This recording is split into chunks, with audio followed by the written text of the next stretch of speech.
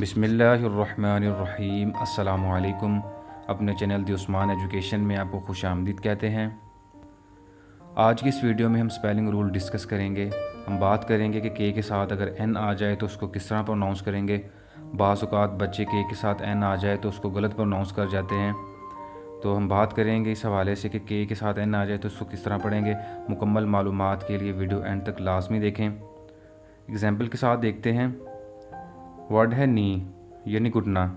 यहाँ पे के साथ एन आ रहा है, इसलिए के जो है वो साइलेंट होगा।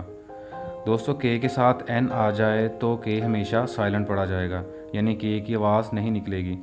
यहाँ पे वर्ड है नो यानी जानना। यहाँ भी के साथ एन आ रहा है, इसलिए के जो है वो साइलेंट होगा। वर्ड है नॉलेज। यहाँ भी के साथ एन आ रहा है, इसलिए के साइलेंट होगा। इसको नॉलेज पढ़ेंगे, नॉलेज नहीं पढ़ेंगे। वर्ड है नॉक यानी दस्तक देना।